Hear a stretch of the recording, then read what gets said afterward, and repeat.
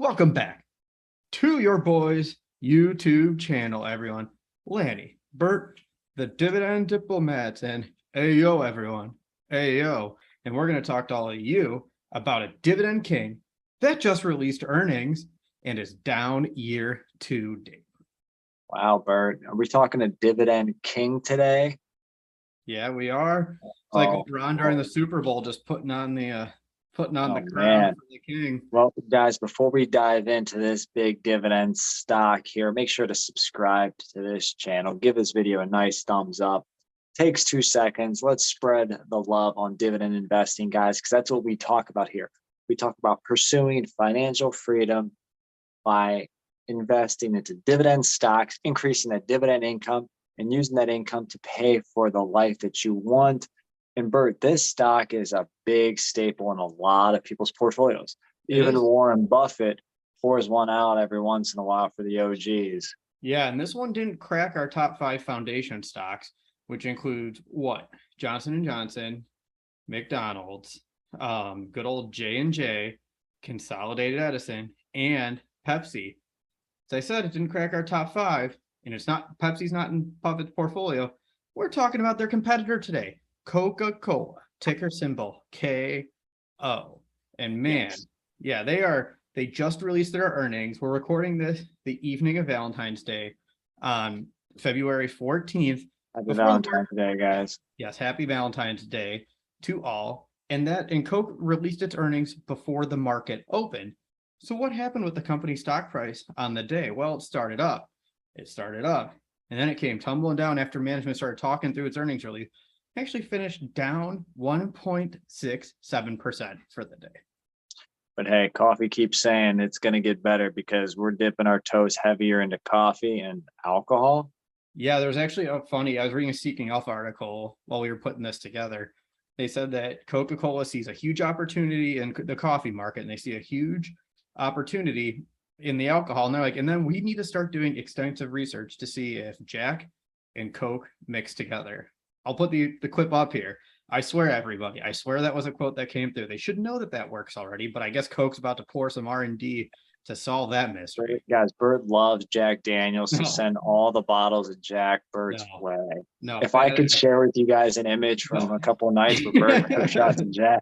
No, it's terrible. Lanny always randomly shares that one picture of me eating a piece of barbecue. Just holding it out there. You think I don't see that, Lanny, but I always do. I just don't make a comment on it. I'm watching. I see guys, Coke released earnings, fourth quarter earnings, full year results. Right now volume is down about 1% for the quarter, but overall year over year, volume actually grew about 5%. I wonder if in the last quarter, people started saying, hey, stuff's getting a little too expensive, maybe where they're migrating to other brands, non-brands maybe. Yeah, because if you look at what's happened to Coke, it's been written about, but you can just walk through a grocery store and see when you pass the 12-pack of Coca-Cola, you pass 2 years, those prices have shot up from historical levels. We don't buy it here, but in our household. But I look at those prices and I just look at them and say, geez, I wouldn't even think about it if we did buy it. It's that much higher than the norm. It's crazy. Or it's like, I just can't keep brushing my teeth with this stuff anymore. I know. I got to go to the off-brand RC Cola there to make sure my teeth get cleaned every night.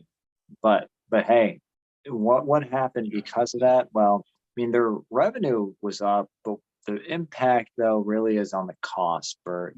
When you actually look at their earnings per share, what happened with the fourth quarter earnings per share and the year over year earnings per share? Fourth quarter earnings per share declined 16%. Full year declined 3%. So as you can see, now you see why they had to raise the prices, because the costs went soaring here for Coca-Cola. It's insane how you see inflation trickle through one of the staples in the households and in your cabinet, because in my head, I'm like, man, maybe they're just taking advantage of you to gouge the top line, but they really do need to cover that revenue, and they're even taking less EPS to do it. It's kind of wild what's happening with Coca-Cola. Yeah, and I mean, I would expect, higher prices significantly to continue in 2023.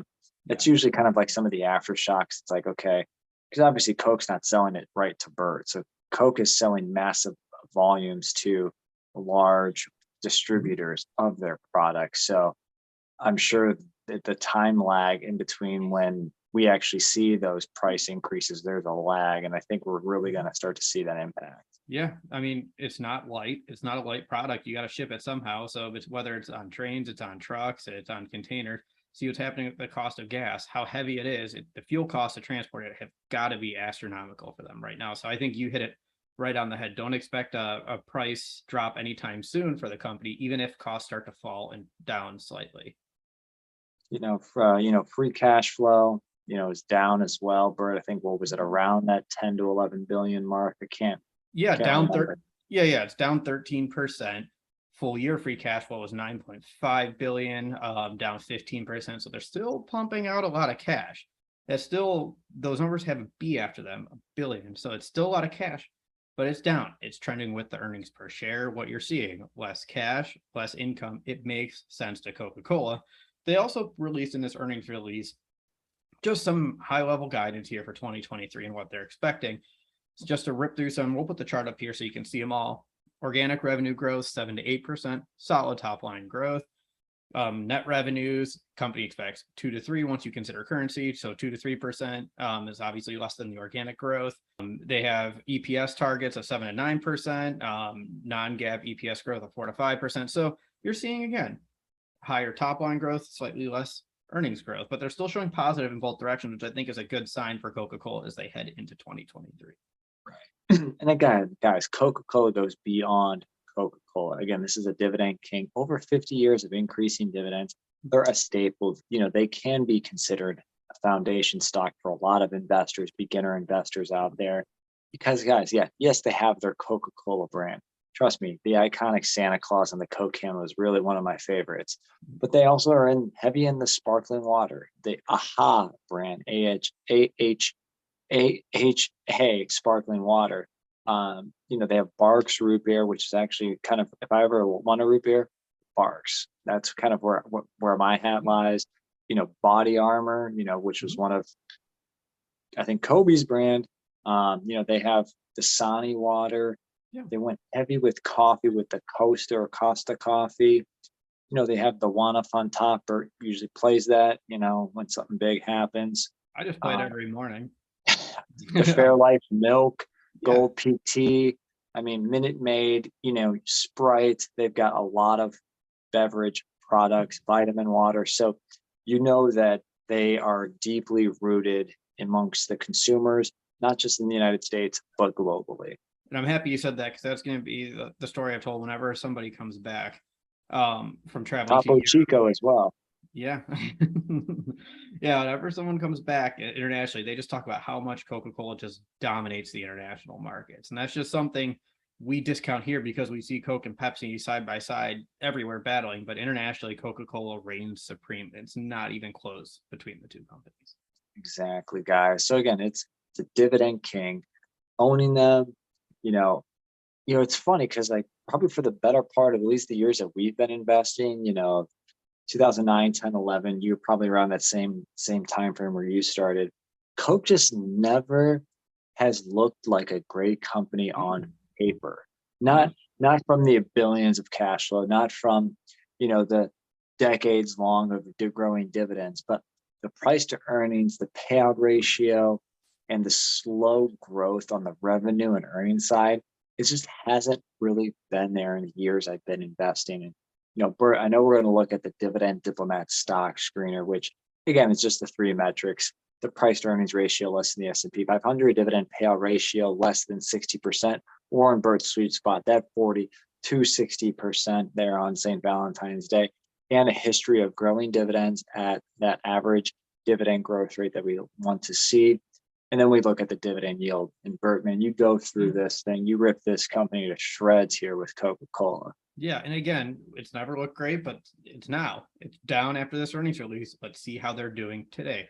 Close price as of February 14th. That price is 59.59. Forward earnings 256. Price to earnings ratio at 23.28. So interestingly, it's a premium to the market, but just doesn't feel like it's the same premium that's head over heels above the market. It's creeping down to becoming in line with the S&P 500, which for Coke is very interesting. That second metric here, that payout ratio, their annual dividend is $1. and 76 cents. It gives you a payout ratio of 68.75%. So hair above our 60% mark, below, still plenty of room to go before it hits 100%. It's well below that 100% mark, which would be an unsustainable dividend. You bring back some memories with it just isn't sustainable. But also bring back other memories from when we've caught out dividend cuts before. Not that Coke will not be cutting their dividend, guys. Easy there. Yeah, we're not starting fights here. Coke's dividend is relatively safe, definitely on the higher side. And usually what that means, as Bert knows, as you guys all know, because you guys have been watching our videos, guys, like this video right now if you haven't already. But it just really means that dividend growth may slow. And that's really what we've kind of seen with Coke. Can this be back like the little engine that could? I think I can. But, with that high of a payout ratio at 69%, that 5-year dividend growth rate on average is only 3.53%, which is a tough pill to swallow when Pepsi, ticker symbol PEP, just stated that they will more than likely increase that dividend by 10%. Yep. And I mean, to just keep hammering it home, the odds of Coke matching that with already a high payout ratio, when the company is expecting comparable EPS growth of 4 to 5%, which they just said originally, chances are they're not going to double up the percent growth on the dividend above what they're expecting for earnings. So I would still continue to expect low to mid single digit dividend growth for Coke going forward. And to think about it, Laney, that always seems to be, I think, the holdup we've had with Coke over the years. It's always been the earnings and the dividend growth that's come, because it's been this case year after year. Every single time we look at this company, that's the thing that continues to remain constant.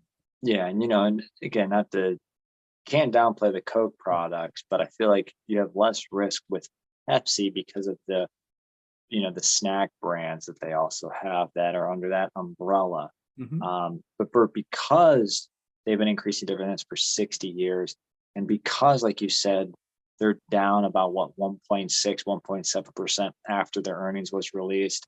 The stock price is down over 5% this year and is down over the last 52 weeks. What does that dividend yield look like now? Ooh, that yield is not quite at 3%, to 2.95%. Just a hair below. It's close though. It's very, very close to crossing 3%, which is a very strong, solid yield. So overall, though, not bad at 2.95. Can't really complain. Yeah, a high level, you could say 3% yield with a 3.5% growth rate, 6.5% if you drip, every year is kind of what your income should look like.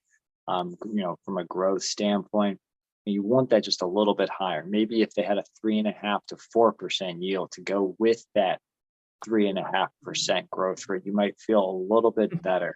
So interestingly, just to run the numbers with that, to get to a 3.5% yield, though, we're going to have to see a pretty significant price drop for Coca-Cola. That price to hit it is $50.28. So the price is going to have to drop over $9 per share to hit 3.5%. Few bips. Yeah, I know. That's exactly what it is. No. And quite frankly, if Coke's price does fall to 50.28, there are probably going to be other undervalued dividend stocks I'm probably going to be allocating my money to, because chances are if Coke drops that much, it's going to be a larger market issue to have.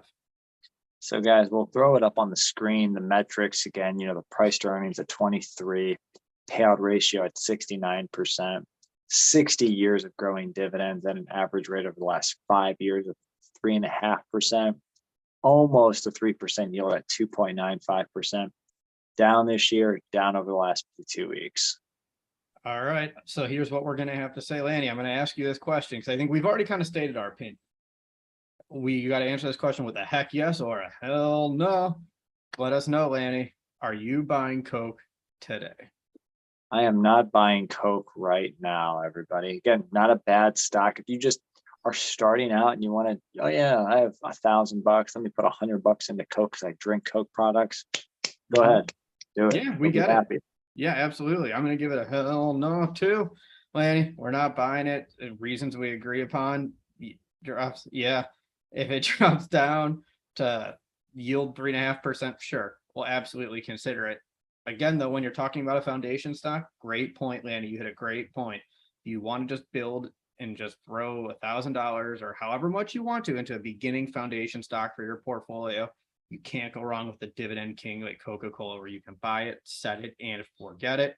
It's just not us today. That's not what the two of us are thinking. And that's all she wrote. So guys, let us know in the comments. Are you a Coke buyer? Are you buying stock in Coke? Are you buying Coke stock right now? What other stocks are you buying in today's market here in mid-February of 2023? Hope you guys had a great Valentine's Day for sure. Yeah, if you haven't already, subscribe to the channel.